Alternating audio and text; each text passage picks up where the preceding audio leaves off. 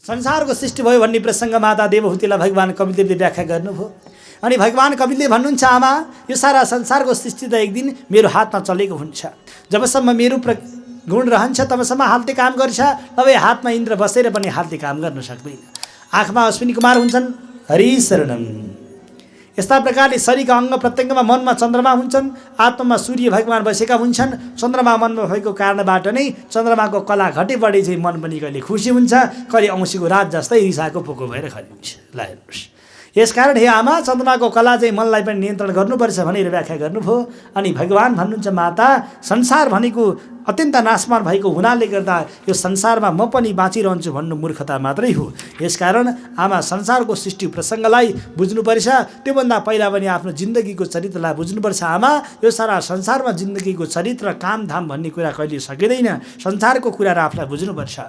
गर्भ अवस्थामा हुँदाखेरि पनि पीर सिर्जना हुन्छ, अलिकति बच्चा भएपछि पनि हुर्किने बढ्ने पीर हुन्छ, जवानी हुँदा अलिकति जवानीको पीर हुन्छ, अनि बिहा गरेपछि कसरी घरबार बनाउने पीर हुन्छ, अलिकति ठुलो भएपछि अलिकति कसरी मर्ने भन्ने पीर हुन्छ। आमा संसार पीरै पीर भएको हुनाले गर्दा जबसम्म मन स्थिर पार्दैन तबसम्म कहिले पनि पीर हट्दैन भन्ने कुरा यहाँबाट प्रमाणित हुन्छ। यति मात्रै हो, संसारको जुन उमेर लिङ्ग वर्ग क्षेत्रमा पनि आनन्द लिन सकेन भने कहिले पनि आनन्द प्राप्त हुँदैन। आनन्द भन्ने कुरा भोलि लिन्छु भनेर राख्नुभयो भने त्यो आनन्द तपाईँबाट भागेको भागै गर्छ, कुदेको कुदै गर्छ। हे आमा लक्षणम योगस्य बक्षे सबीजस्य निपादमजे। आमा सारा संसारको सृष्टिको बीज भनेको म आफै हुँ, म आफूबाट अङ्कुरित हुन्छु अनि आफैमा गएर मिल्छु। यसकारण तपाईँले भगवानको भक्तिलाई नछोड्नुहोस्। भगवानको भक्ति अर्थात् परब्रह्म भगवानको भक्तिबाट नै तपाईँलाई गति प्राप्त हुन्छ भन्नुभयो। त्यसपछि भगवान कपिलले भन्नुहुन्छ, आमा भक्ति भनेको के हो भने भक्ति भनेको विरागो येन पुरुषो भवतो सर्वतो भवेद। भगवानतिर सबै व्याप्त हुनुहुन्छ भनेर त्यो दृष्टि राख्नु नै भक्ति हो। भक्ति भनेको एक ठाउँमा गएर चाहिँ ताली पिटेर नाच्नु गाउनु उफ्रिनु, अर्को ठाउँमा गएर चाहिँ वास्ता नगर्नु होइन। संसारभरि सबै भक्त नै भक्त छन् भनेर ठान्नु, भगवान छन् भनेर ठान्नु भक्ति हो।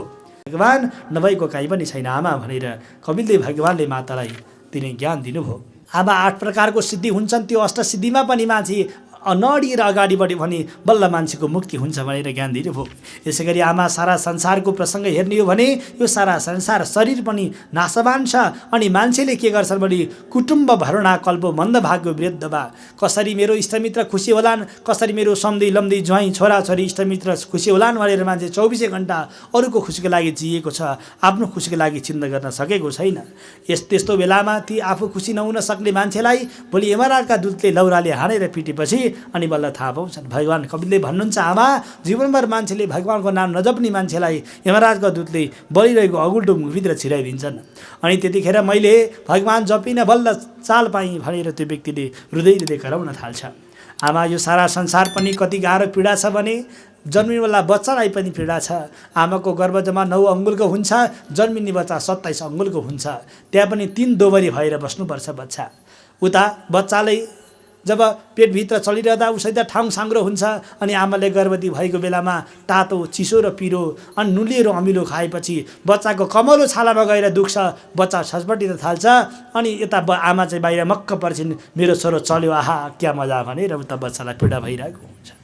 बच्चा जन्मिसकेपछि नि आमा झन् पीडा हुन्छ, बिचरा बच्चा रुन्छ टाउको दुखेर। आमा चाहिँ भोक लाग्यो भनेर कोचाइदिन्छन्, अनि भोक लाग्यो होला टाउको दुख्यो भनेर सिकाइदिन्छन्। आमा बच्चामा पनि साह्रै पिर्छ। भने यो सारा संसारमा आमा आफूले प्रयोग गर्न जानिएन भने संसारमा कहिल्यै पनि काहीँ पनि सुख छैन भन्दै माता देवहूतिलाई भगवान कपिलदेवले विशेष प्रकारको ज्ञान दिनुभयो।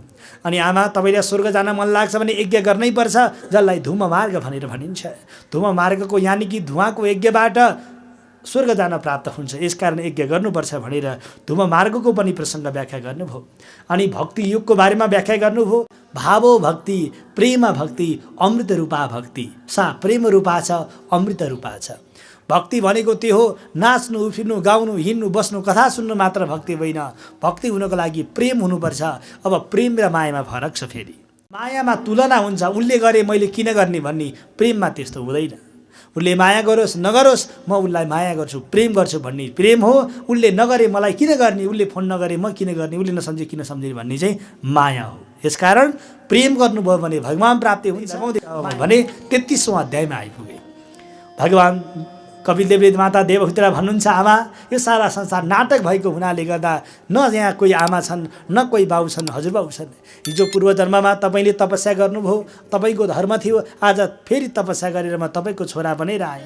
कुनै जन्ममा भोलि म तपाईँको आमा पनि बन्न सक्छु भने जन्म र कर्मको कसै ठेगाना हुँदैन आमा। जबसम्म कर्म सकिँदैन तबसम्म जन्मै र मर्नु गरेको गरै गर्नुपर्दछ। यसकारण आमा अब आफ्नो इष्टमित्रलाई सम्झेर बाबालाई सम्झेर रुनुभन्दा अब तपाईँ नरुनुहोस् भनेपछि देवती भन्नुहुन्छ, हे कपिलदेव भगवान्, मलाई अब केही चिन्ता छैन।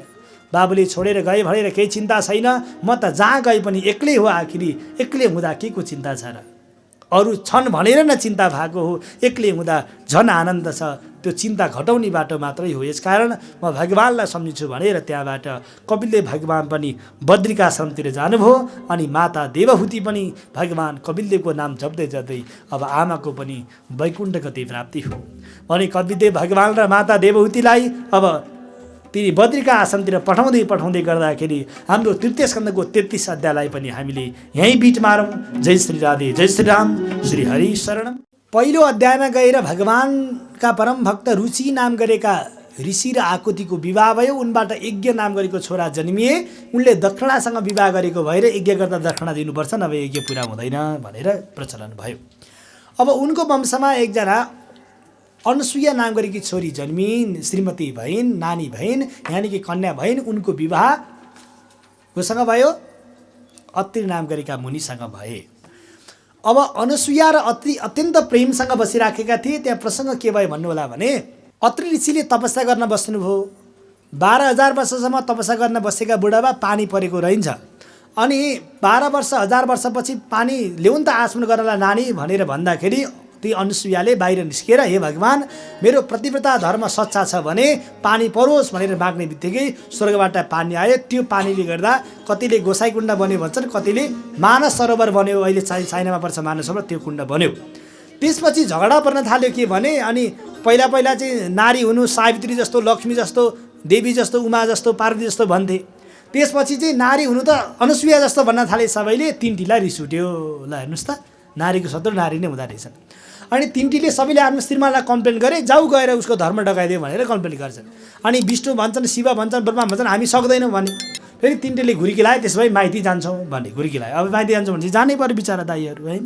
गाह्रो पऱ्यो, गए। तिनटै गए। अनुसुयाले मिठो मसिनो खानेकुरा बनाउनु भयो। ल आउनुहोस् खाना भन्दा त भित्र गइसकेपछि हामीलाई त निर्वस्त्र दिनुपर्छ अनि खान्छौँ भने। अनि अनुसुया पनि कम्की बाठी थिएनन्। त्यस भए सानो बच्चा बनिदिनुहोस् अनि दिन्छु भने तिनटै बच्चा बने। खुवाउन के गाह्रो आफ्नो बच्चालाई। आखिरी ब्रह्मलोकमा हुँदा सृष्टिको चिन्ता, विष्णुमा पालनको, शिवलोक हुँदा संहारको। उहाँ आमाको काखमा बसेपछि के को चिन्ता? भोक लागे रोइदियो, नभए खाइदियो, होइन?